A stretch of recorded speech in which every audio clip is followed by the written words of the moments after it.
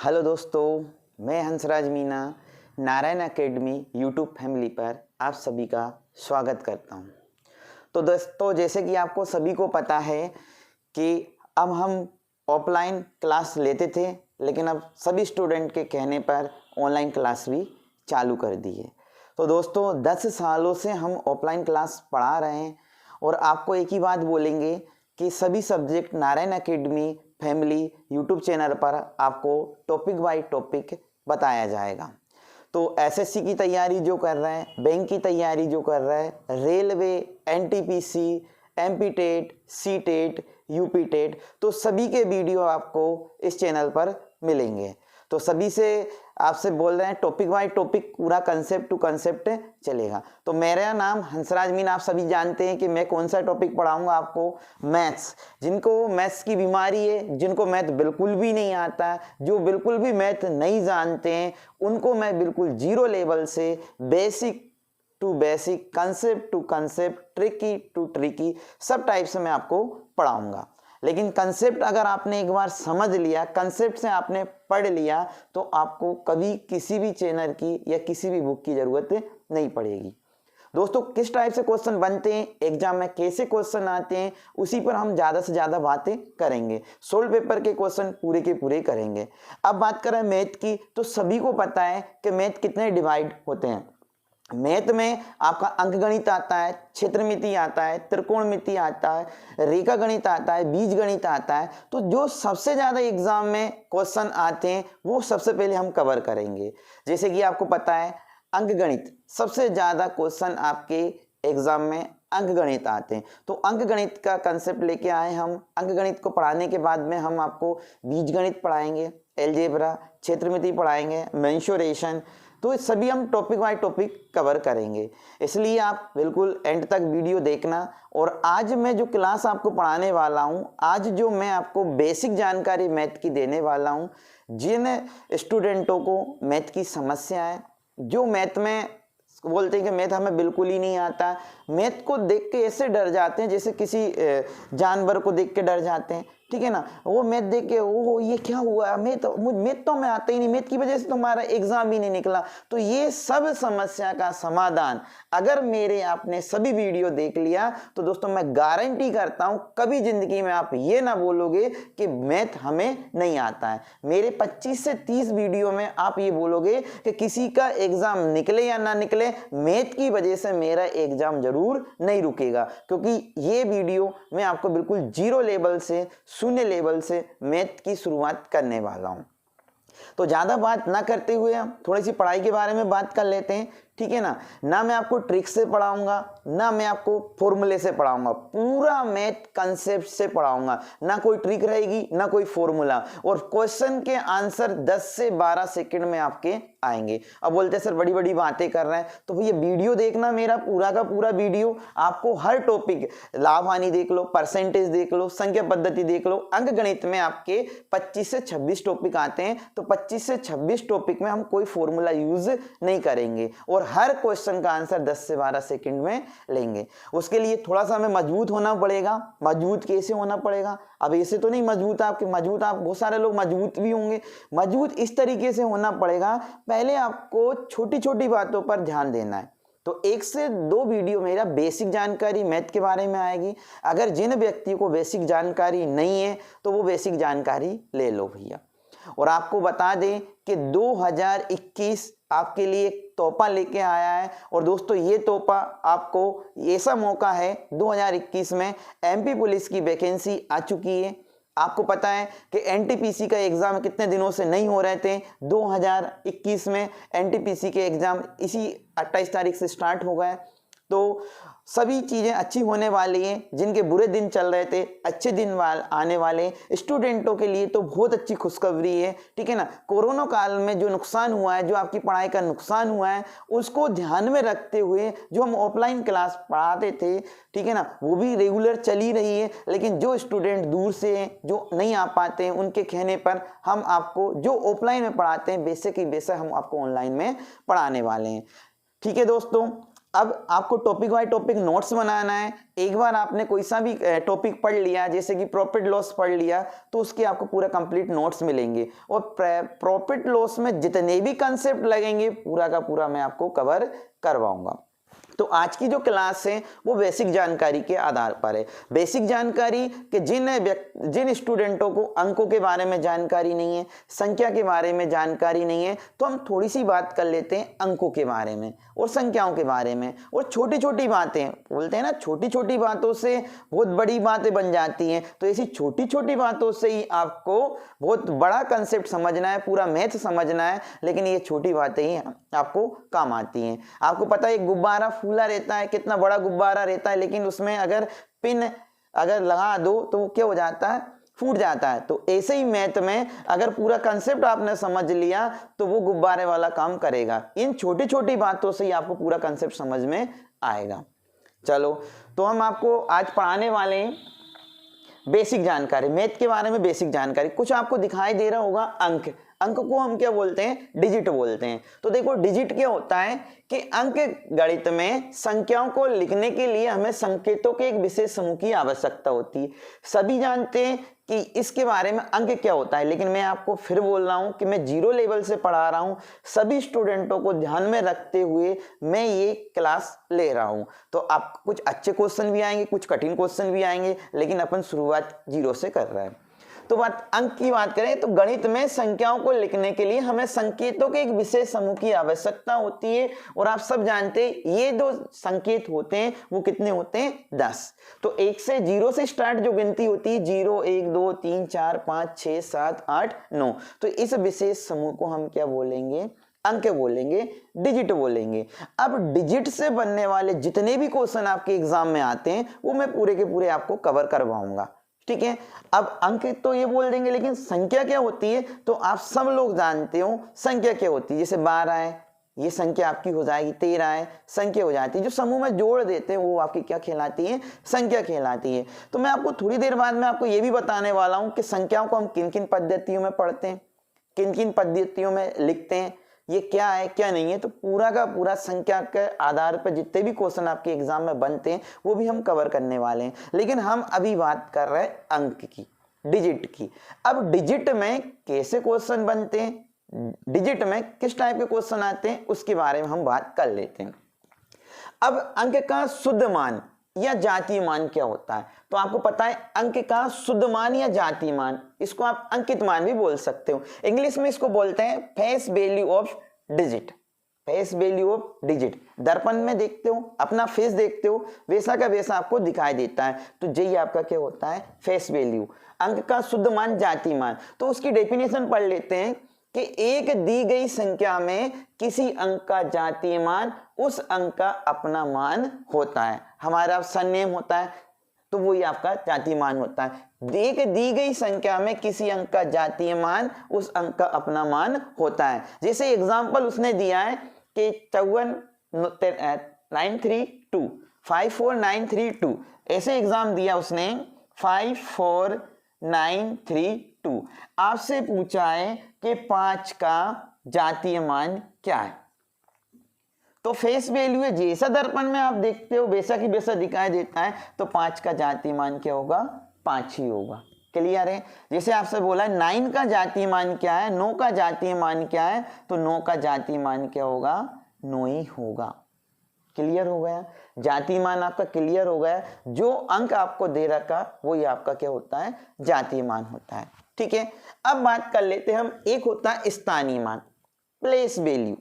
कौन सी value, place value. स्थानीय मान क्या होता है, तो स्थानीय मान से आपके एमपी टेट में, सी टेट में, यूपी टेट में, एमपी पुलिस में बहुत ज्यादा पूछने वाला है, ठीक है ना। तो स्थानीय मान क्या होता है कि दी गई संख्या का अंक जिस स्थान पे होता है उस स्थान का स्थानीय मान कहलाता है।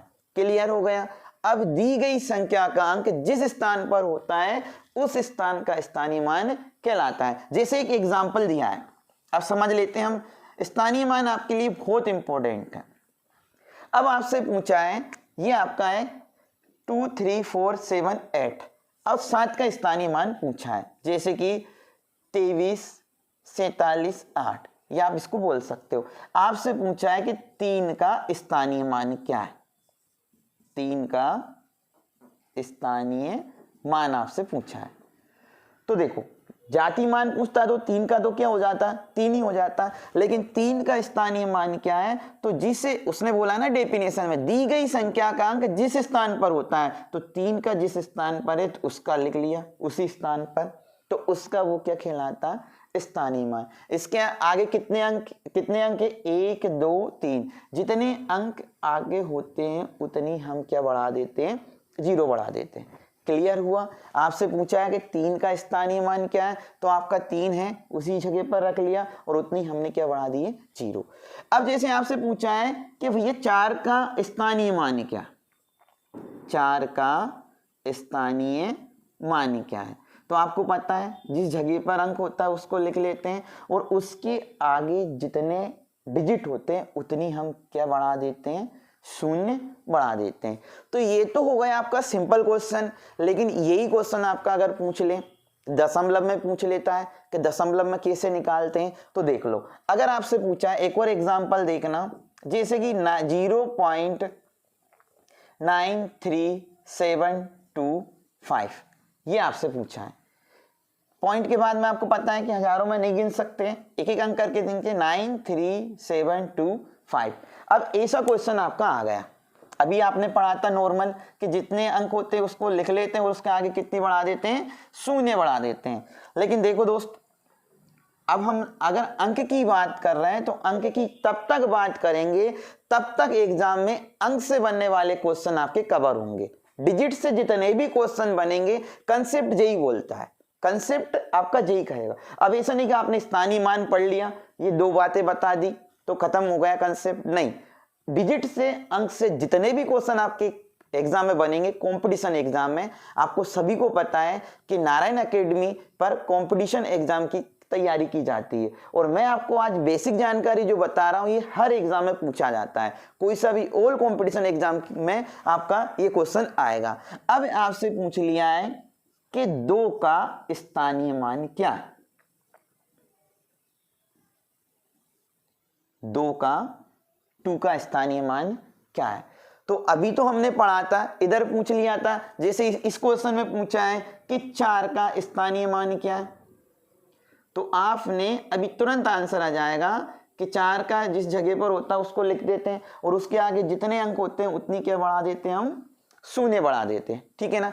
अब आपसे पूछा है कि पॉइंट के बाद में अंक दिए, इंपॉर्टेंट क्वेश्चन है दोस्त। अब आपसे पूछा है कि 2 का स्थानीय मान क्या है, तो हम क्या काउंट करते हैं, बिल्कुल इजी क्वेश्चन है कि दशमलव के बाद में कितने अंक है, 1 2 3, तो पॉइंट के आगे कितनी 0 लगा दो, 1 3 0 लगा दिया और ये हमने क्या लिख दिया, 2। समझ में आया। पॉइंट के बाद में कितने अंक है, 1 2 3, चौथे नंबर पे आ गया, चौथे नंबर पर हमने आपको अंक लिख ही दिया, उसके आगे कितना, 0 बढ़ा। या इसका आंसर जे होगा, नहीं तो ऑप्शन में जे नहीं दिया होगा, तो 1 2 3 4, तो 2 बटे कितनी 0 बढ़ा दो, 1 2 3 4। क्लियर हुआ, सभी को समझ में आया होगा कि स्थानीय मान कैसे निकालते हैं दशमलव में, समझ में आया, ठीक है ना। एक और क्वेश्चन देख लेते हैं, एक और एग्जांपल देख लेते हैं। आपसे पूछा है कि 3 का स्थानीय मान क्या है, 3 का स्थानीय मान क्या है, तो हमने बोला दशमलव के बाद में कितने अंक के, 1 और 2, तो 0.03, तो 3 का स्थानीय मान जाएगा। या हम बोले कि भैया दशमलव के बाद कितने अंक है, 1 2, तो 3 बटे 1 और 2 0। दशमलव में सभी को भाग देना आता ही, ठीक है ना। अगर आपको दशमलव में भाग देना नहीं आता, जोड़ना नहीं आता, गुणा करना नहीं आता, तो मैं आपको, अगर आपको वर्ग करना नहीं आता, घन करना नहीं आता, तो सभी समस्याओं का समाधान 10 से 15 सेकंड में हम आपको देने वाले हैं। कोई ट्रिक नहीं बताएंगे, ठीक है ना, कोई फॉर्मूला नहीं लगाएंगे, बस कंसेप्ट समझना है आपको। और ये चैनल आपको कंसेप्ट टू कंसेप्ट ही समझाने वाला है और इसी के माध्यम से आप पूरा मैथ सीख पाओगे, ठीक है दोस्तों। समझ में आया होगा, स्थानीय मान और जातीय मान का समझ में आ गया। अब इसमें एक और भी क्वेश्चन बन सकता है, अगर ऐसे दे दिया आपका, देखो क्वेश्चन आप नोट करते जाना, स्क्रीनशॉट ले लेना, ठीक है ना, बहुत इंपॉर्टेंट क्वेश्चन है।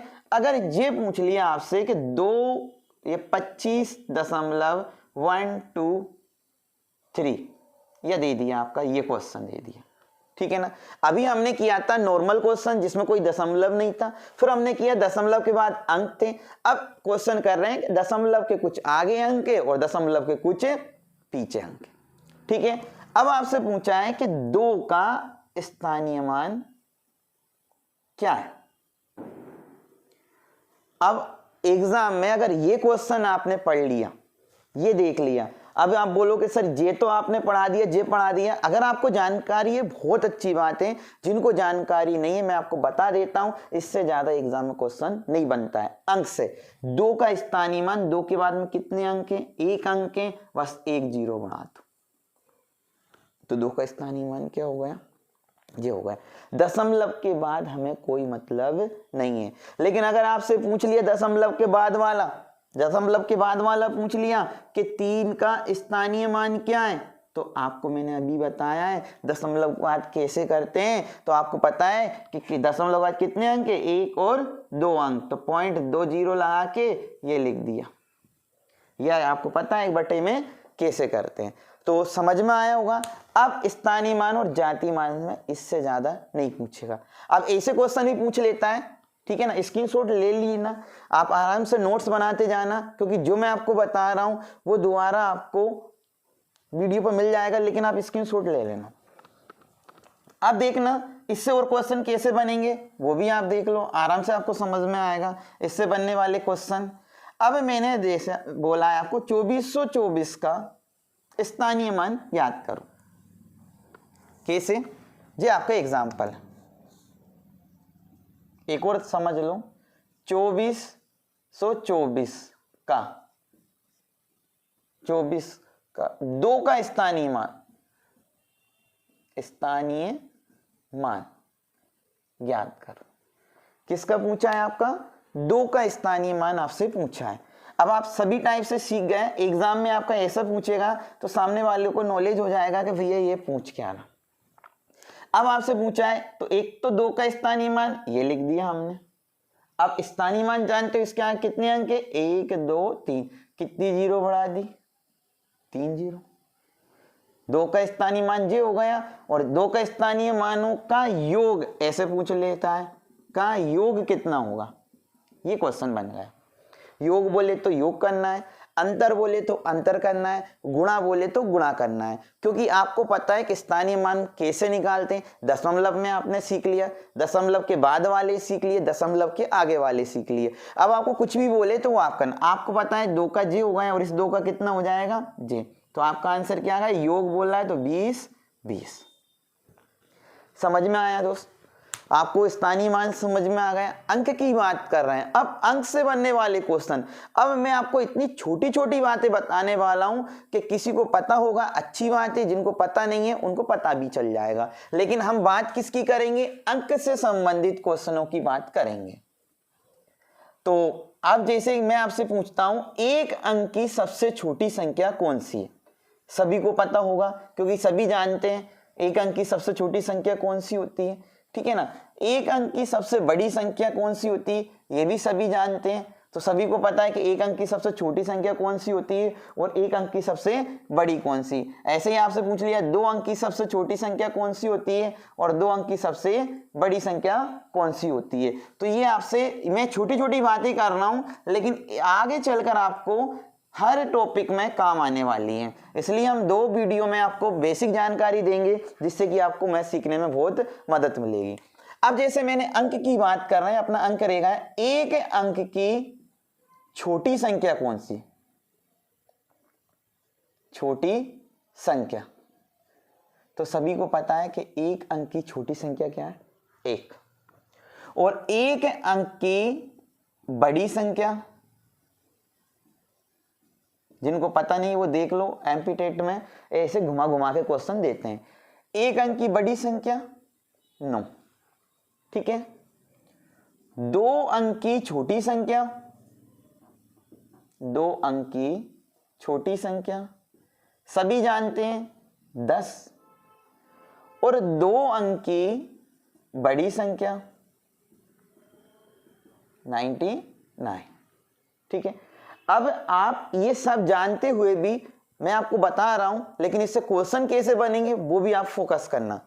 आपसे बोला 3 अंक की छोटी संख्या, आप बोल दोगे 3 अंक में आपको क्या 2 जीरो तो लिखना है, ठीक है ना। 3 अंक का बोलेगा तो 2 जीरो ऐसे बढ़ती चली जाएगी। और 3 अंक की बड़ी संख्या, 3 अंक की बड़ी संख्या तो 999। 4 अंक की छोटी संख्या तो आपको पता है कि 3 जीरो बढ़ाना है के आगे। 5 अंक की छोटी संख्या 4 जीरो बढ़ाते चले जाना। 5 अंक की बड़ी संख्या तो आप बोल दोगे 5 9 है भैया, 99 बजा 999। क्लियर है, ये आपका एक अंक से संबंधित क्वेश्चन हो गया कि अंक से संबंधित ये हो गया। अब आपसे इसी क्वेश्चन में पूछ लिया कि 2 अंक, आपसे पूछा है कि 3 अंक की संख्या बताओ।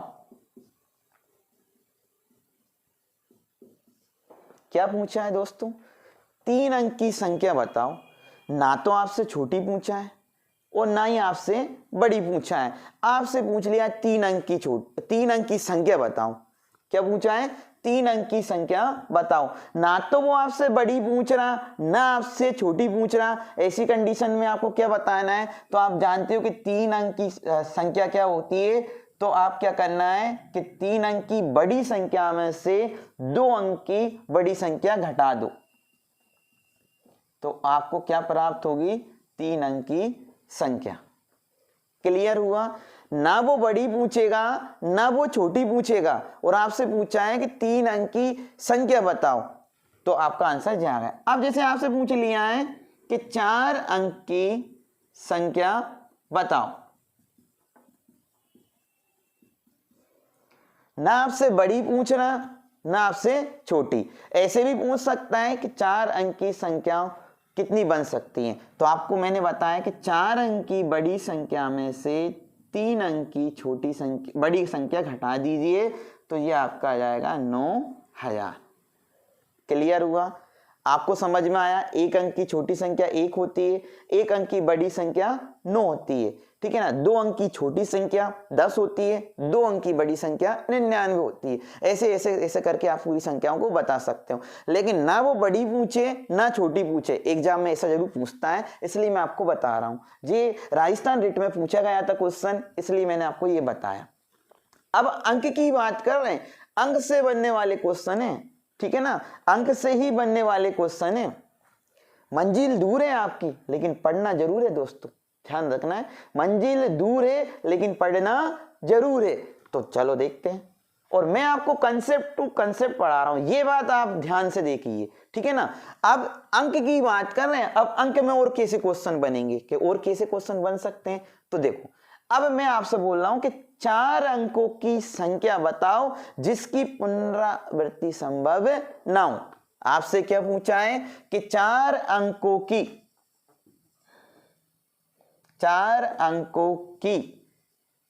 छोटी संख्या बताओ,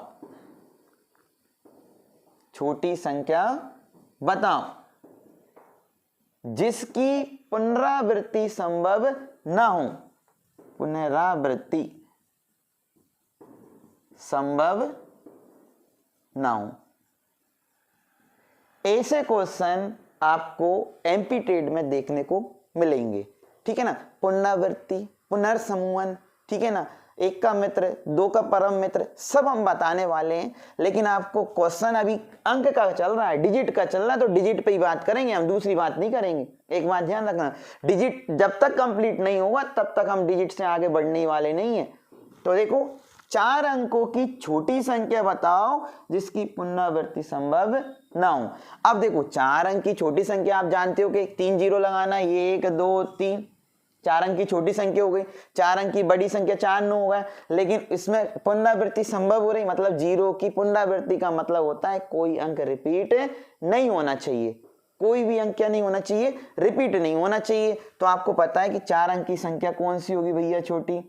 1 ले लिया, 0 2 और 3। क्लियर हुआ? क्या किसी भी अंक की पुनरावृत्ति हो रही क्या? नहीं हो रही, तो ये आपका क्या हो जाएगा? आंसर। अब देखो ऐसे ही आपसे पूछा है कि 5 अंकों की बड़ी संख्या बताओ। अब आपको बताना है बड़ी संख्या और जिसकी पुनरावृत्ति संभव ना हो। अभी अपन ने आप लोगों ने एक अंक का जान लिया, ठीक है ना, पुनरावृत्ति छोटी संख्या। अब 5 अंकों की बड़ी संख्या बताओ जिसकी पुनरावृत्ति संभव ना हो। इस क्वेश्चन को इंपोर्टेंट कर लेना क्योंकि एमपी टेट में ऐसे क्वेश्चन पूछने वाले हैं। तो देखो 5 अंकों की बड़ी संख्या, तो आपको पता है सबसे बड़ी होती है 9, 8, 7, 6, 5। तो ये आपकी 5 अंकों की कौन सी हो गई? बड़ी संख्या जिसकी पुनरावृत्ति संभव नहीं है। क्लियर हुआ होगा? सभी का क्लियर हो गया, ठीक है ना। अब अंक से संबंधित कितने क्वेश्चन पढ़ लिए हमने? कंसेप्ट टू कंसेप्ट चलते जा रही क्लास, ठीक है ना। आपको एक अंक की छोटी संख्या का पता चल गया, एक अंक की बड़ी संख्या का पता चल गया, 4 अंक की बड़ी संख्या का पता चल गया, 4 अंक की छोटी संख्या का पता चल गया।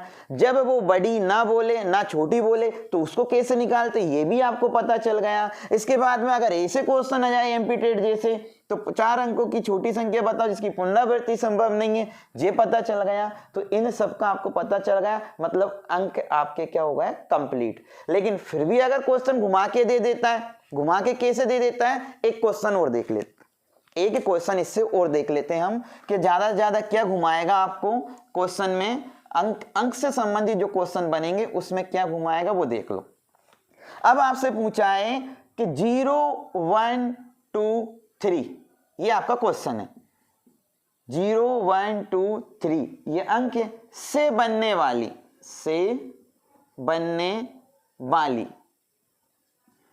4 अंकों की छोटी संख्या बताओ। नहीं आया समझ में? दोस्तों अंकों में ज्यादा से ज्यादा कितना घुमा सकता है मैं आपको पूरा ही घुमा के बता रहा हूं। मंजिल दूर है लेकिन पढ़ना जरूर, ध्यान रखना। मंजिल दूर है दोस्तों लेकिन पढ़ना जरूरी है और कंसेप्ट टू कंसेप्ट ही पढ़ना है, तभी मैथ सीखोगे। ट्रिक एक धोखा है, कंसेप्ट समझ लो दोस्तों, यही मौका है। और नारायण एकेडमी फैमिली में आपको कंसेप्ट टू कंसेप्ट क्लास चालू है और आज से हमने क्लासें चालू कर दी क्योंकि 2021 एक ऐसा माहौल बना हुआ है जॉब के लिए। जिन लोगों का सपना है, जो लोग अपने पेरेंट्स को देखते हुए कि 2 साल से वैकेंसियां नहीं आए, घर वालों को बोलते नौकरी करें तो कैसे करें, नौकरियां नहीं निकल रही है, तो ये साल है अपने घर वालों की खुशी के लिए, अपने पेरेंट्स की खुशी के लिए, अपने सिस्टर की खुशी के लिए, अपने भाई की खुशी के लिए और खुद की खुशी के लिए दोस्त जॉब होना जरूरी है और वो भी गवर्नमेंट। तो ये मौका है आपके पास जॉब लेने का। 2021 खुशियों से भर कर लाया है, एक मौका है, इसको बिल्कुल कैच कर लो, जाना नहीं देना है मौके को, ठीक है। हम आपका सपोर्ट करेंगे जितना हो सके उतना, हम आपको चैनल के माध्यम से वीडियो उपलब्ध करवाएंगे, तो घर बैठे भी आप तैयारी कर सकते हो। लेकिन टॉपिक बाय टॉपिक आप अपने नोट्स बनाओगे। देखो दोस्तों ऑनलाइन बहुत सारे चैनल चल रहे हैं, ठीक है ना, बहुत सारी वीडियो आपको मिलेगी, लेकिन आप बैठ के नोट्स बनाओगे। ऑफलाइन का भी बहुत महत्व होता है, तो उसी हिसाब से आपको पढ़ना है। जैसे हम ऑफलाइन पढ़ाते हैं ऑनलाइन भी वैसे ही पढ़ा रहे हैं, बस आपकी शर्त ये कि नोट्स बनाते जाओ और आराम से पढ़ते जाओ। अब इससे बनने वाली 4 अंकों की छोटी संख्या बताना है। तो 4 अंकों की छोटी संख्या, तो देखो मैं आपको डायरेक्ट आंसर बता देता हूं। सबसे छोटा अंक 1 है, 0 को नहीं लिखेंगे, अगर 0 को आगे लिख देंगे तो 3 अंक रहेंगे। अब 0 को हम बीच में रख देंगे, ठीक है। फिर आपका 2 है और फिर 3। क्लियर हो गया आपका? तो ये आपका 4 अंकों की छोटी संख्या। अगर 4 अंकों की बड़ी संख्या बोलता इससे बनने वाले, तो 4 अंकों की 3, 1, 3, 2, 1, 0, तो ये 4 अंकों की बड़ी संख्या। तो अंक से संबंधित जितने भी क्वेश्चन आपके आते हैं वो हमने कवर कर लिए एग्जाम में। अब बात आ रही संख्या, बार बार संख्या यूज हो रहा। ये सम क्या होती है? जिनको काउंट करते हैं वो क्या होते हैं? अंक होते हैं, जो आपकी क्या है, संख्या। तो अब हम बनाएंगे आपको संख्या से संबंधित क्वेश्चन बताने वाले हैं कि संख्याओं को कैसे लिखा जाता है, किन किन पद्धतियों में संख्याओं को लिखा जाता है और किन किन पद्धतियों में संख्याओं को पढ़ा जाता है। तो दोस्तों 3 पद्धतियों में संख्याओं को लिखा जाता है और पढ़ा जाता है। तो मैं आपको बता देता हूं, तो देख लीजिए। 3 अंकों में संख्याओं को पढ़ा जाता है और सभी लोग जानते हैं जैसे कि संख्याओं के बारे में, लेकिन जो नहीं जानते उनको भी हम बता देते हैं कि संख्याओं को लिखना कैसे होता है। देखो संख्याओं को लिखना एक जैसे होता है, लेकिन पढ़ना क्या होता है, अलग अलग होता है। तो ये जो क्वेश्चन आपके बनने वाले हैं ये बेसिक जानकारी के अंतर्गत चलेंगे। आपके बेसिक जानकारी के अंतर्गत जिन लोगों ने ये सीख लिया उनको मैथ पढ़ने में दिक्कतें नहीं आएगी। छोटी छोटी मगर बहुत मोटी बातें हैं मैथ सीखने के लिए।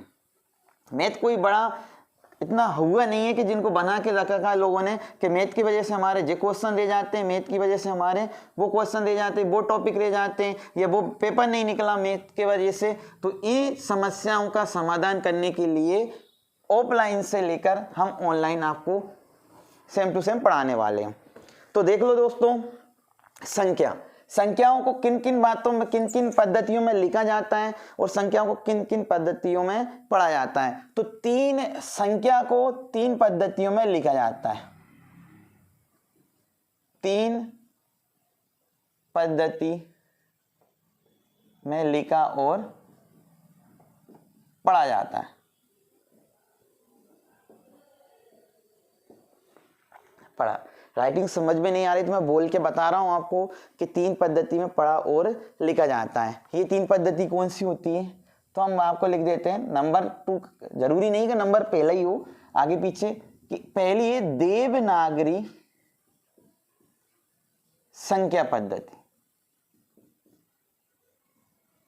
कौन सी है, देवनागरी संख्या पद्धति।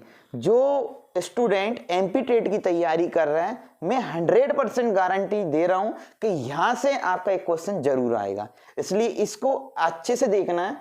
देवनागरी संख्या पद्धति और दूसरी होती है हिंदू अरेबिक संख्या पद्धति। इसको हम अंतरराष्ट्रीय संख्या पद्धति भी बोलते हैं। अंतरराष्ट्रीय संख्या पद्धति। और तीसरी जो आपकी होती है वो है रोमन पद्धति, रोमन संख्या पद्धति। पूरे मैथ में अंकों को हम ऐसे ही समझते हैं। किस टाइप से, देवनागरिक संख्या पद्धति, हिंदू अरेबिक संख्या पद्धति और रोमन संख्या पद्धति। थोड़ा सा आपका थ्योरी वाला टॉपिक आ गया, लेकिन मैं आपसे एक ही बात बोल रहा हूं कि हम बात कर रहे हैं अंक के बारे में। जो क्वेश्चन जितने बनते थे उतने हमने बनाए। अब बात कर रहे हैं संख्याओं के बारे में, संख्याओं को कैसे लिखे जाते हैं, कैसा पढ़ा जाता है, क्या होता है और क्या नहीं होता है, तो इसके बारे में। अब देवनागरिक संख्या पद्धति में जो प्रतीक चिन्ह होते हैं, प्रतीक चिन्ह को हम डिजिट बोलते हैं, ठीक है ना। वो कितने होते हैं, 10 होते हैं। 0 1 2 3 4 5 6 7 8 और 9। क्लियर है। तो ये आपके जो रोमन पद्धति में इनको लिखा जाता है, ऐसे लिखा जाता है आपका, ठीक है। 9 होगा, ऐसे इसको ऐसे भी कर सकते हैं 8 को। तो ये जो पद्धति लिखी जाती है देवनागरिक पद्धति में लिखा जाता है। तो हिंदू अरेबिक में कौन सी गिनती आती है, तो 0 1 2 3 4 5 6 7 8 और 9। अच्छे से समझना, ठीक है ना। इनके बीच में मैं आपको कर देता हूं। अभी दोनों पद्धतियों के बारे में मैं आपको जानकारी देता हूं। और रोमन पद्धति में कैसे लिखा जाता है, 1st 2nd 3rd 4th 5, इस टाइप से 10 तक आपके डिजिट होते हैं। क्लियर होगा। थोड़ा सा अच्छे से समझना इसको। एमपी टेट में यहाँ से आपका क्वेश्चन आएगा और आपके सिलेबस में भी दिया है। एमपी पुलिस में भी पूछ लेता है और एनटीपीसी में भी पूछ लेता है कि 1 मिलियन में कितने शून्य होते हैं। एनटीपीसी के सोल्व पेपर में 2018 में पूछा था कि 1 मिलियन में कितने शून्य होते हैं, 1 बिलियन में कितने शून्य होते हैं, ठीक है ना। 100 करोड़ कितने मिलियन के बराबर होता है, 10 लाख कितने मिलियन बिलियन के बराबर, इस टाइप के क्वेश्चन आते हैं। और ये मिलियन बिलियन ये सब इसमें आएगा। समझ में आया कि हम क्या पढ़ाने वाले और क्या बताने वाले, इस चीज को आपको अवगत हो गया, इसलिए इसको अच्छे से आपको समझना। अब बात करें देवनागरी पद्धति में कितने प्रतीक चिन्ह होते हैं, 10 प्रतीक चिन्ह होते हैं। हिंदू अरेबिक संख्या पद्धति को ही हम अंतरराष्ट्रीय संख्या पद्धति बोलते हैं, और इसमें भी प्रतीक चिन्ह कितने होते हैं, 10 होते हैं। और रोमन पद्धति में भी कितने होते हैं, 10। रोमन पद्धति की बात करें तो ये अलग पद्धति है, इसके बारे में अलग बात करेंगे, ठीक है ना। अब 10-10 जो प्रतीक चिन्ह होते हैं, इसलिए इन दोनों को हम दार्शनिक प्रणाली भी बोलते हैं। कौन सी प्रणाली, दार्शनिक प्रणाली। अगर आपसे संविदा वर्ग 3 में या आपका एमपी टेट रिट में पूछ लिया जाए, यूपी टेट में, हरियाणा टेट में पूछ लिया जाए, दार्शनिक प्रणाली के अंतर्गत कौन सी पद्धति आती है जिसमें प्रतीक चिन्ह 10 होते हैं, उसको हम दार्शनिक प्रणाली बोलते हैं। जिसमें प्रतीक चिन्ह 2 होते हैं वो द्वि आधारिक प्रणाली होती है, जैसे बाइनरी सिस्टम चलता है 0-1, समझ में आ रहा है ना। जिसमें 8 होता है वो अष्टवाली, तो ये आपकी दार्शनिक प्रणाली होती है। अब देवनागरी पद्धति में और हिंदू पद्धति में अगर इसको गिना जाए 1 2 3, तो आप बोल जो रहे वो तो एक जैसा है, लेकिन लिखना क्या होता है, अलग अलग होता है। क्लियर हुआ। इसमें प्रतीक चिन्ह कितने, 10, और उसमें प्रतीक चिन्ह कितने, 10, ठीक है। अब जैसे एक बात ध्यान रखना, इसको पढ़ा कैसे जाता है, पहले 3 का पेयर बनेगा, फिर 2 का, फिर 2 का, फिर 2 का, ऐसे ऐसे से करके क्या कितने पेयर बनते जाएंगे। जैसे आप करोड़ों में गिनते हो, लाखों में गिनते हो, पहले अपन ऐसे गिनते इकाई, दहाई, सैकड़ा, हजार, 10,000, लाख, 10 लाख, करोड़, 10 करोड़, इसको आप डायरेक्ट भी गिनना सीख सकते हो। और इसमें जो पेयर बनते हैं, जो जोड़े बनते हैं, वो कितने कितने के बनते हैं, 3-3 के जोड़े बनते हैं। अभी आपको ये समझ में नहीं आ रहा कि सर ने 3 कैसे लिख दिए, 2-2 कैसे लिख दिए, तो मैं आपको आगे समझाने वाला हूं। पेयर का मतलब कैसे, जोड़े का मतलब कैसे, जैसे मैंने लिखा है 78 करोड़ 25 लाख 24,212, ठीक है। अब जो पढ़ रहे हो ना, वो आप किस में पढ़ रहे हो, देवनागरी पद्धति में, लेकिन लिखा मैंने कैसे, हिंदू अरेबिक पद्धति में। एग्जाम में ऐसे ही आएगा, लिखा हमेशा हिंदू अरेबिक पद्धति में ही आएगा, इसलिए मैंने आपको ऐसा लिखा। इस वाली राइटिंग में भी लिख सकता था, बाबूलाल का पंचांग वाली जो राइटिंग है ना, बाबूलाल का पंचांग, वो वाली राइटिंग में भी हम लिख सकते हैं, दादाजी की राइटिंग में भी लिख सकते हैं, लेकिन पेपर में ऐसे ही पूछता है, इसलिए हम आपको ये बता रहे हैं। मंजिल दूर है दोस्तों, लेकिन पढ़ना जरूर है, इस बात को जरूर ध्यान रखना है। ट्रिक ही नहीं बता रहे, कंसेप्ट है। ट्रिक एक धोखा है, कंसेप्ट समझ लो यही मौका है। अब आपने क्या बोला कि 3 के जोड़े पेयर, ये पहला 3 का पेयर बन गया, जिसको हम कैसे बोलते हैं, इकाई, दहाई, हजार, सभी जानते हैं, मैं छोटी छोटी बातें बता रहा हूं। फिर इसको इकाई, दहाई, सैकड़ा आएगा दोस्तों, सॉरी सैकड़ा, फिर आपका 1000, 10,000, फिर 2 का जोड़ा लाख, 10 लाख, करोड़, 10 करोड़।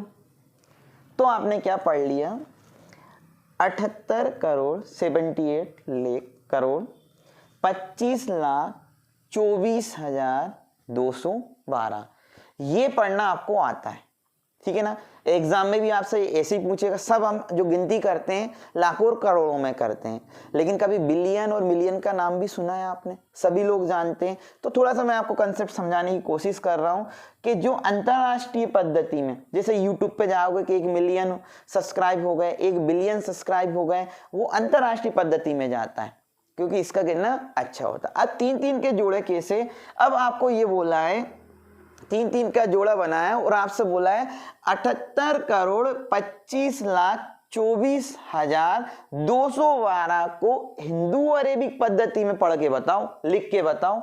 लिखना तो यही होगा, यही लिख दिया आपने, 78 25 24 212, यही लिख दिया आपने।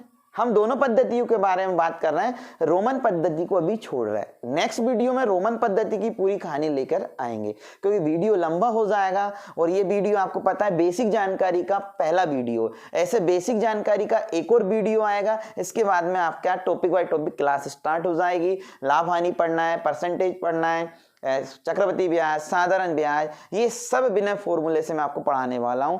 लेकिन ये आपकी बेसिक जानकारी चल रही, बेसिक जानकारी जिनको नहीं है उनको मैथ नहीं आएगा। फिर मैं आपसे बोल रहा हूं, चाहे आप एमपी पुलिस की तैयारी कर रहे हो, चाहे रेलवे की तैयारी कर रहे हो, चाहे एसएससी की तैयारी कर रहे हो, किसी की भी तैयारी कर रहे हो, एमपी टेट की कर रहे हो, सी टेट की कर रहे हो, यूपी टेट की कर रहे हो, हरियाणा टेट की कर रहे हो, तो दोस्तों आपको ये बेसिक जानकारी होना बहुत जरूरी है। और बेसिक जानकारी से ही मैथ सीखते हैं।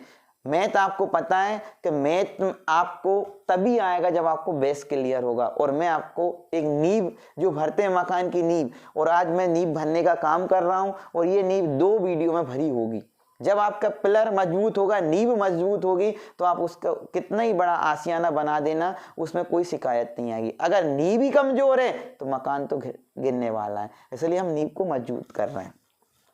अब इसको हमको क्या देवनागरिक पद्धति में जो लाख करोड़ की बात होती है, उससे आपको बोला है कि हिंदू अरेबिक पद्धति में बताओ, अंतरराष्ट्रीय पद्धति में लिख के बताओ। तो मैंने आपको बोला है कि 3-3 के पेयर बनते, 3-3 के जोड़े बनते हैं। तो पीछे से मैंने 3 के जोड़े बना, ये 3 का जोड़ा बन गया, ये 3 का जोड़ा बन गया और ये 3 का जोड़ा।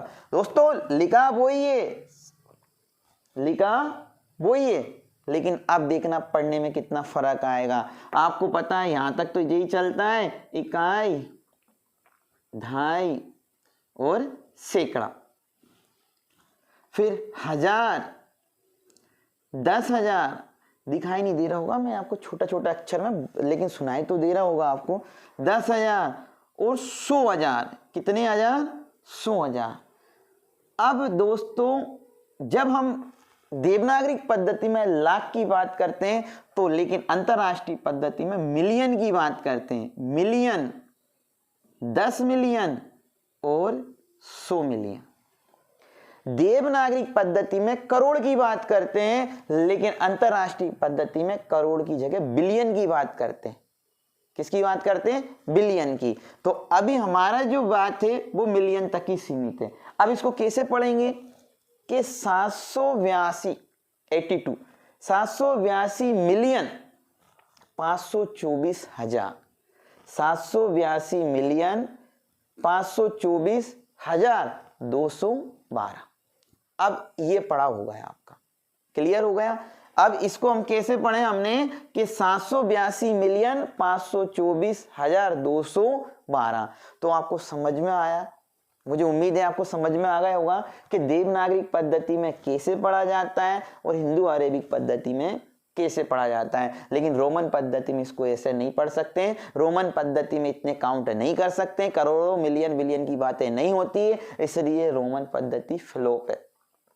इसलिए अंकों में और अंतरराष्ट्रीय पद्धति जो अपनाई है पूरे विश्व ने, वो आपकी सर्व सम्मति से, और अंतरराष्ट्रीय पद्धति में जितने भी समझौते होते हैं वो सब कौन से में होते हैं? अंतरराष्ट्रीय पद्धति में।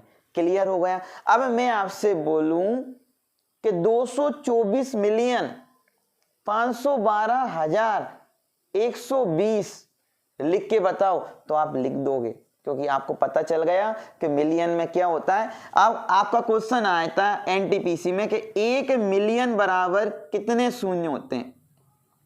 1 मिलियन बराबर कितने शून्य होते हैं? तो आपको पता होना चाहिए कितने होते हैं, तो 6 होते हैं। आपसे बोले कि 1 बिलियन बराबर कितने शून्य होते हैं, तो 9 होते हैं।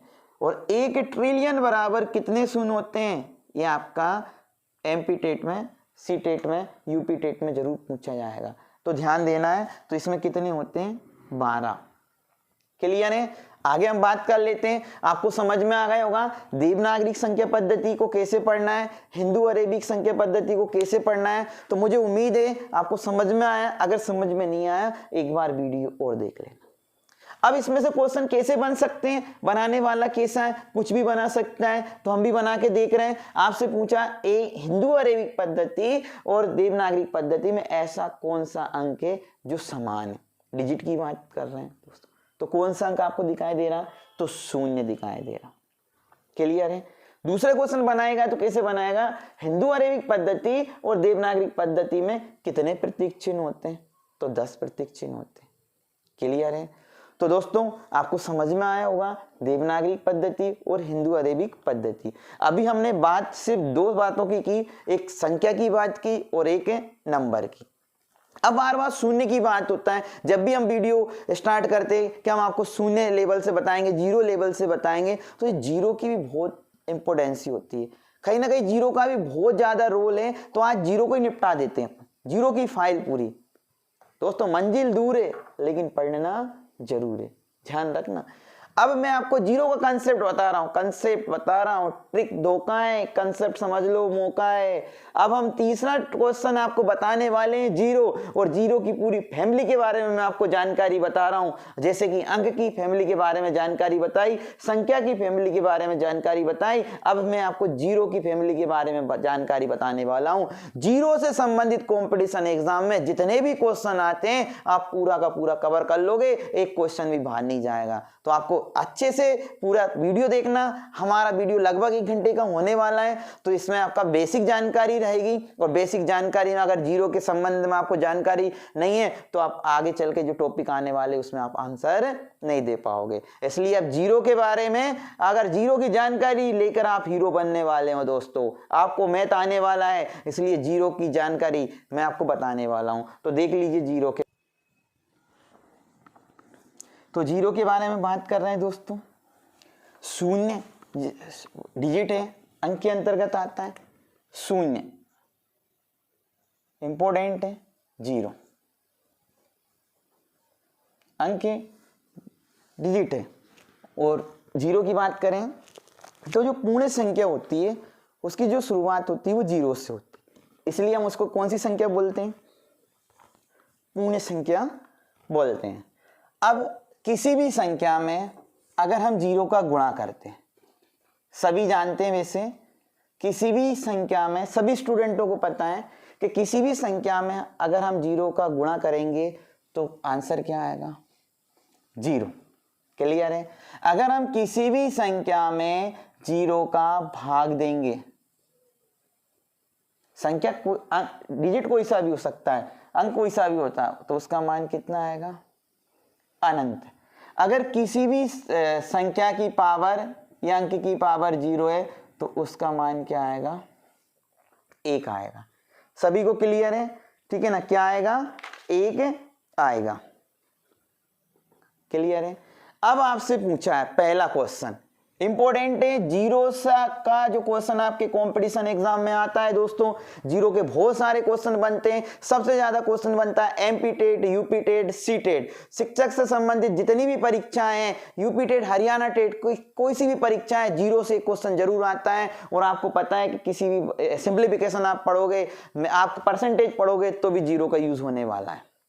इसलिए जीरो से बनने वाले जितने भी क्वेश्चन हैं अभी अच्छे से समझ लेना। मंजिल दूर है दोस्त लेकिन पढ़ना जरूर है, ठीक है ना? अपने घर वालों के लिए पढ़ना है, अपनी फैमिली के लिए पढ़ना है, और हमें जॉब लेना है। और इस बार 2021 में जॉब लेकर ही रहेंगे, कुछ भी हो जाए जॉब लेना बहुत जरूरी हो गया। और हमारे पास 3 महीने, 2 महीने, 1 महीने या 6 महीने से ज्यादा टाइम किसी के पास नहीं है। इसलिए पढ़ना है बिल्कुल, तो और अच्छे से पढ़ना है। जीतने वाले कोई अलग काम नहीं करते मेरे दोस्त, वो हर काम को अलग ढंग से करते हैं। पढ़ने वाले लाखों हैं लेकिन पढ़ने का तरीका सही होना चाहिए, पढ़ाने का तरीका सही होना चाहिए। और अगर आपने सही इंसान से पढ़ लिया या सही चीज आपने पढ़ ली जो आपके एग्जाम में आता है, क्वेश्चन सोल्व पेपर के हम क्वेश्चन आपको करवाने वाले हैं। अभी कंसेप्ट टू कंसेप्ट क्लास चल रही है, ठीक है ना? बेसिक जानकारी आपकी चल रही है, इसलिए बेसिक जानकारी पे आपको विशेष फोकस करना है। ऐसा कोई सा क्वेश्चन नहीं रहेगा जो मैं आपको ना पढ़ाऊं। पूरे के पूरे क्वेश्चन आप देखते जाना वीडियो, तो आगे चल के जो वीडियो आपके आने वाले हैं वो पूरे के पूरे सोल्व पेपर के क्वेश्चन हम करेंगे। अभी नंबर सिस्टम पढ़ोगे आप, जीरो का मैं आपको बता रहा हूँ, सोल्व पेपर के क्वेश्चन में इस क्वेश्चन आ जाएंगे। आप जीरो का सुन लो, आप जीरो के बारे में बातें मत करो, अभी तो पढ़ा दो सब। तो देख लो जीरो के बारे में, देख लो। मंजिल दूर है मेरे दोस्त लेकिन पढ़ना जरूर है। तो पहला क्वेश्चन देखो आप जीरो से, आपसे पूछा 1 से लेकर 100 तक गिनती में शून्यों की संख्या। शून्यों की संख्या कितनी है? फटाफट आंसर दीजिए, कितनी है? आपसे पूछा है 1 से लेकर 100 तक गिनती में शून्यों की संख्या कितनी है। या आपसे ऐसे भी पूछ ले 1 से लेकर 100 तक की गिनती में शून्य या जीरो अंक जो बोलते हैं, अंक बोलेंगे, कितनी बार आएगा? शून्यों की संख्या कितनी बार आएगी, ये आपका क्वेश्चन है।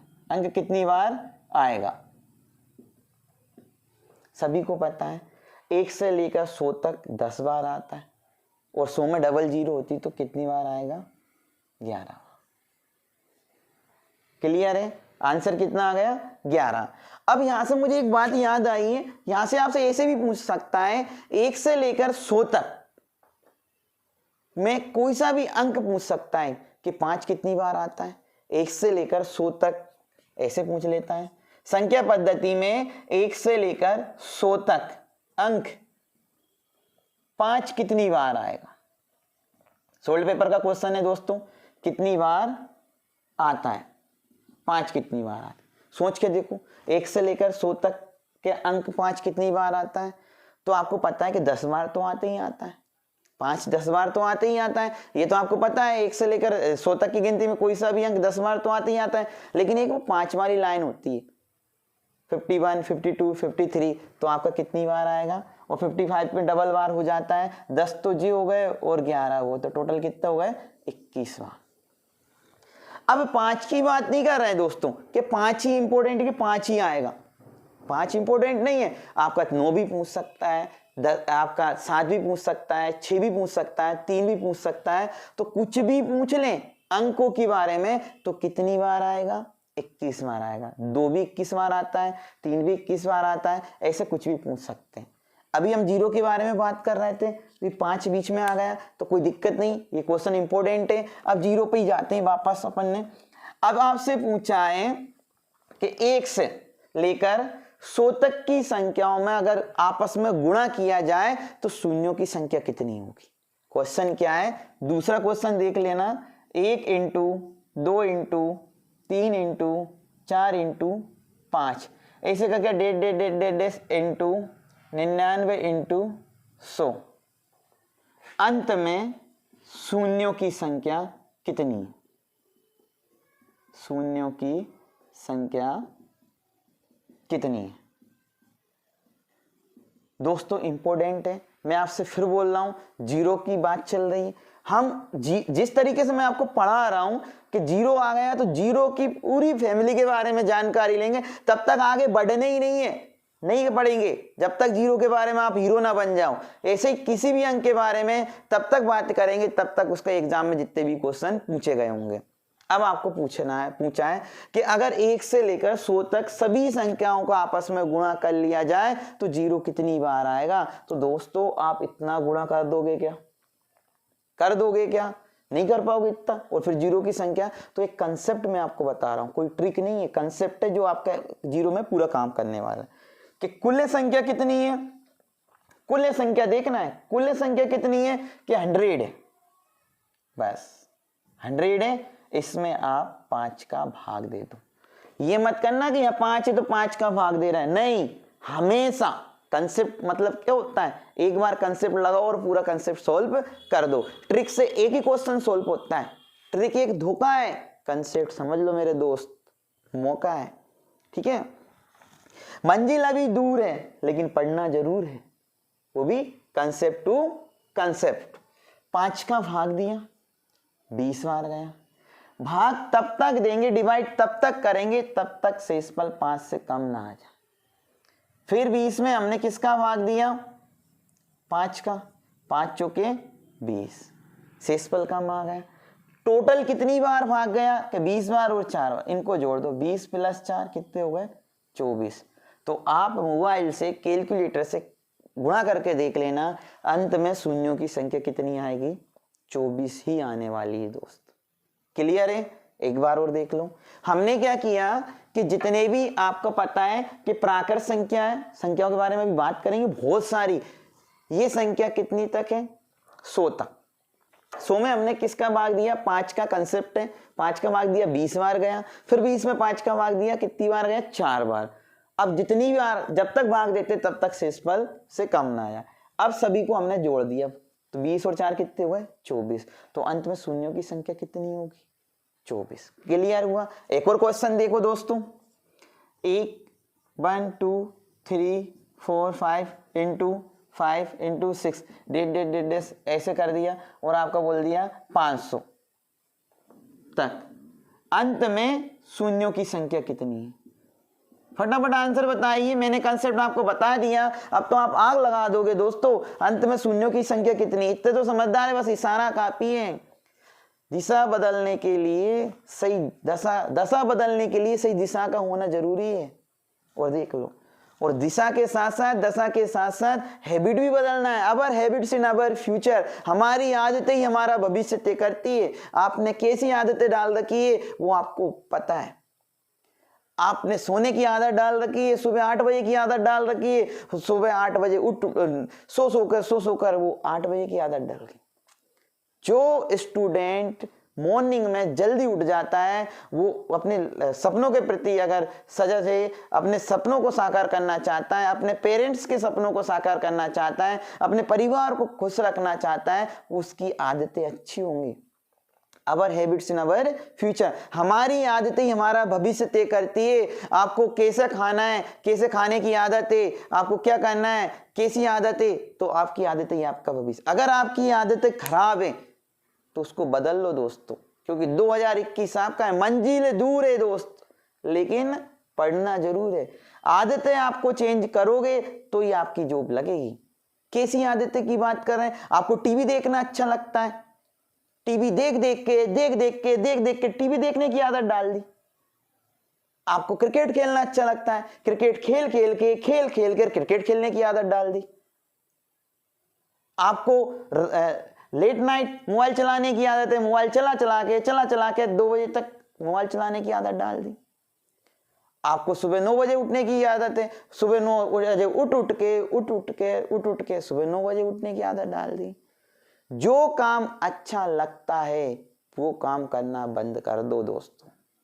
अपने परिवार के लिए, अपनी फैमिली के लिए, अपने घर वालों के लिए आपको वो काम करना बंद करना ही पड़ेगा जो आपको अच्छा लगता है। आपको वो करना पड़ेगा जो आपको अच्छा नहीं लगता है। क्या अच्छा नहीं लगता है? सुबह 5 बजे उठना अच्छा नहीं लगता है, लेकिन आपको 5 बजे उठ के 5 बजे उठने की आदत डालना पड़ेगा। आपको टीवी देखना अच्छा लगता है, लेकिन हमें वो करना है जो हमें अच्छा नहीं लगता है। हमें टीवी नहीं देखने की आदत डालना है। समझ में आ रहा है दोस्तों मैं क्या बोलना चाह रहा हूं?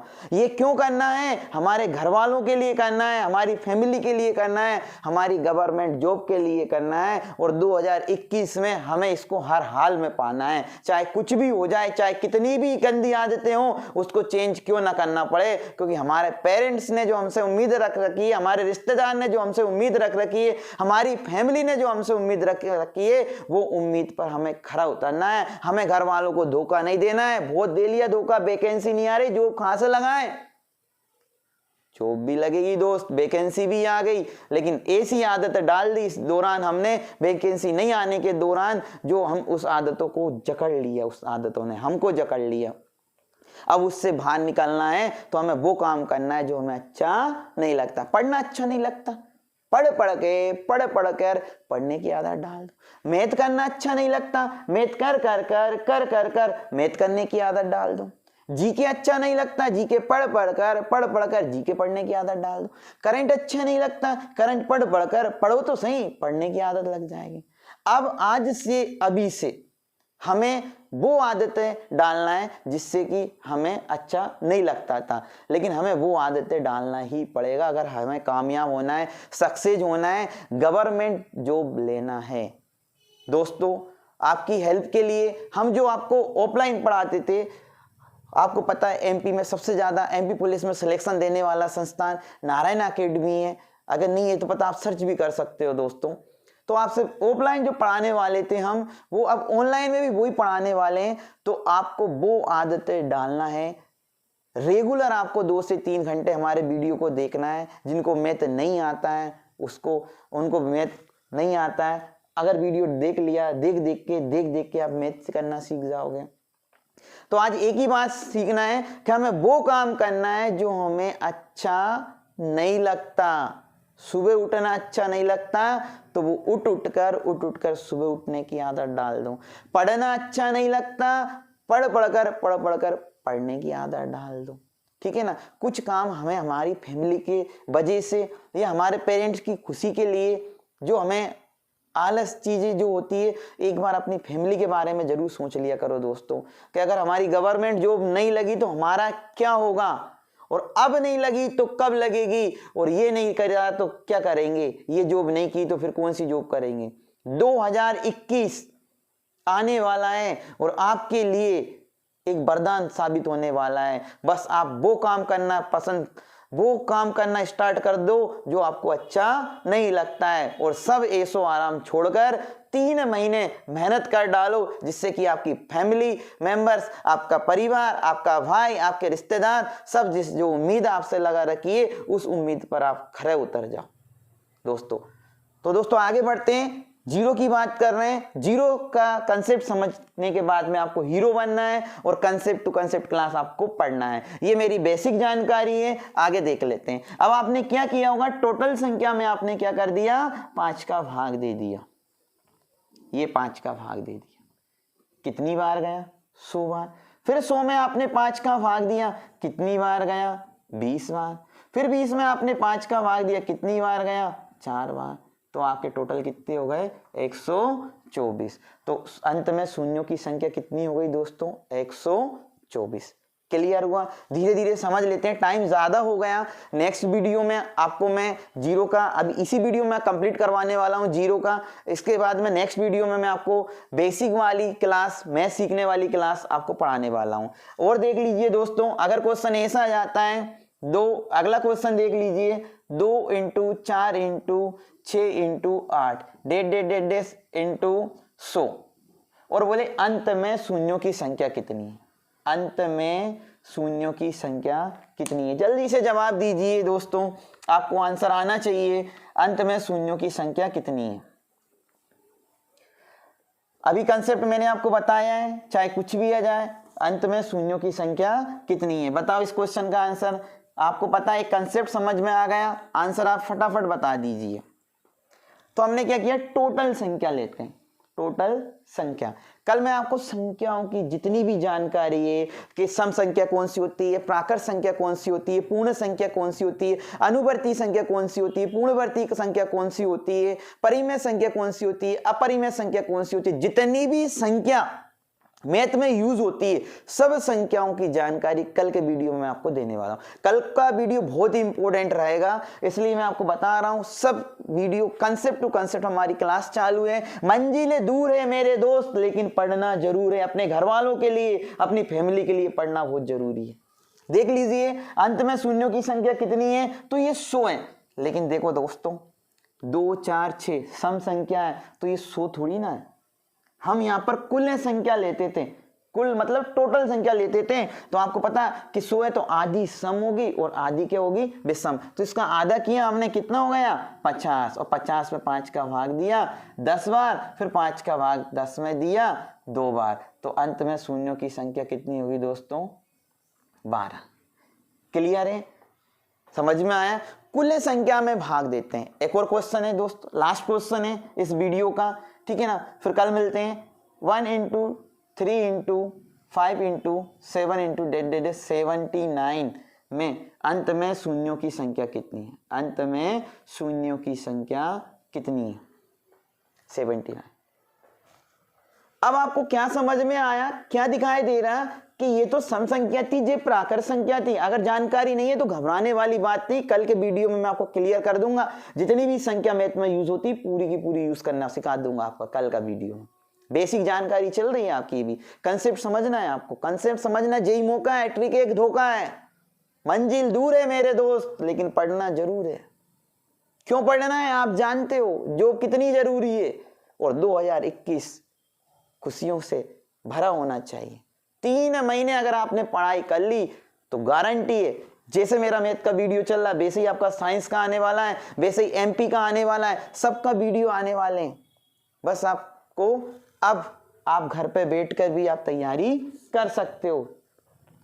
ठीक है, अब देखो दोस्तों, ये है विषम संख्या, और मुझे जब बताओ विषम संख्याओं में शून्यों की संख्या निकाल सकते हैं क्या? क्यों नहीं निकाल सकते हैं? आप बताओ, जब तक सम संख्या का गुणा नहीं होता तब तक शून्यों की संख्या नहीं निकाल सकते। बेवकूफ बनाने के लिए क्वेश्चन देगा तो विषम संख्याओं में शून्यों की संख्या नहीं निकाल सकते हैं क्योंकि इसमें सम संख्या नहीं है। तो आप बताओ, जब तक सम संख्या का गुणा नहीं होगा आपस में जीरो आ सकते हैं क्या? तो अंत में शून्यों की संख्या नहीं हो सकते हैं। हम बोलेंगे ज्ञात नहीं कर सकते हैं, या आप बोल सकते हो कि शून्यों की संख्या नहीं होगी, एक भी शून्यों की संख्या नहीं होगी। दोस्तों, मैं आपसे अंत में एक ही बात बोलना चाहूंगा। मैंने आपको सिर्फ आपको तीन टॉपिक बताएं। डिजिट के बारे में मैंने आपको बताया, डिजिट में कैसे होते हैं, एक अंक की छोटी संख्या, एक अंक की बड़ी संख्या, ठीक है ना। डिजिट में जितने भी टॉपिक होते हैं उसके बारे में हमने रिवाइज किया। संख्या से संबंधित क्वेश्चन मैंने आपको बताया, दूसरा टॉपिक, और तीसरा टॉपिक शून्य के बारे में। आज आप किसी भी बुक में देख लेना, किसी भी बुक में प्रैक्टिस करने बैठ जाना, या किसी भी सोल्ड पेपर में बैठ जाना प्रैक्टिस करने के लिए, रिट का हो, चाहे राजस्थान का हो, चाहे एमपी का हो, चाहे यूपी का हो, चाहे हरियाणा का हो, चाहे एनटीपीसी का हो, कोई सा भी सोल्ड पेपर बैठ जाना, इन तीन कंसेप्ट में आपका एक भी क्वेश्चन बाहर नहीं गया दोस्त। ऐसे ही हम कंसेप्ट टू कंसेप्ट आपको पढ़ाने वाले हैं। कल की वीडियो में मैंने आपको बता दिया, मैथ में जितने भी संख्या होती है, शब्दों पर आधारित जितने भी क्वेश्चन होते हैं पूरा कवर करने वाले हैं।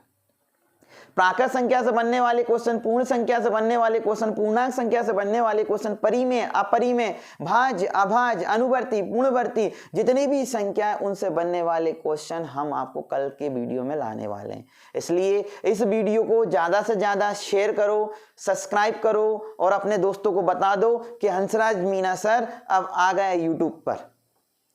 अगर मैथ आपको दिक्कत आती है, मैथ में प्रॉब्लम है, तो हम आपकी गारंटी लेते हैं 3 महीने में आप ऐसा मैथ सीख जाओगे कि कोई सा भी एग्जाम में आप बैठ जाना, सब क्वेश्चन आप सोल्व करके आओगे। तो दोस्तों, कंसेप्ट टू कंसेप्ट क्लास चल रही है, ठीक है ना। आपको बिना फॉर्मूले से, बिना ट्रिक से मैं आपको पूरा मैथ पढ़ाने वाला। एक बात और ध्यान रखना है, मैंने बोला है कि हैबिट चेंज करना है, आदतें चेंज करना है, क्योंकि आदतें ही हमारा भविष्य तय करती है। मैंने आपको इसके बारे में बता दिया, इस बात पर आप गौर करना है। जिनकी गलत आदतें, जिनकी गंदी आदतें, गंदी आदत का मतलब कोई पाउच खाता है, कोई स्मोकिंग करता है, वो भी छोड़ दो दोस्तों। 3 महीना अपनी फैमिली को ध्यान में रखते हुए, आप सब समझदार हो, कंपटीशन की तैयारी कर रहे हो, कहने की जरूरत नहीं है, लेकिन कभी कभी भटक जाते हैं, इसलिए अपनी फैमिली को ध्यान में रखते हुए 3 महीने तैयारी कर लो। 2021 के इन 3 महीने में आपके पास आपकी जॉब होगी। तो दोस्तों, इसी के साथ में जय हिंद दोस्तों, जय भारत, जय हिंद, जय श्री कृष्णा। सभी को मिलते हैं कल के वीडियो में। लाइक करना, सब्सक्राइब करना, और ज्यादा से ज्यादा दोस्तों को शेयर करना। थैंक यू दोस्त। लास्ट में एक ही मैसेज देना चाहूंगा दोस्तों आपके लिए, जीतूंगा ये मैं खुद से वादा करूं, जीतूंगा मैं ये खुद से वादा करूं, कोशिश खुद से ज्यादा करो। जीतूंगा मैं ये खुद से वादा करो, जितना सोचते हो कोशिश उससे ज्यादा करो। तकदीर भी रूठे पर हिम्मत ना टूटे, मजबूत इतना इरादा करो। क्या है दोस्तों? जीतूंगा मैं ये खुद से वादा करो, जितना सोचते हो कोशिश उससे ज्यादा करो। तकदीर भी रूठे पर हिम्मत ना टूटे, मजबूत अपना इरादा करो। थैंक यू दोस्तों।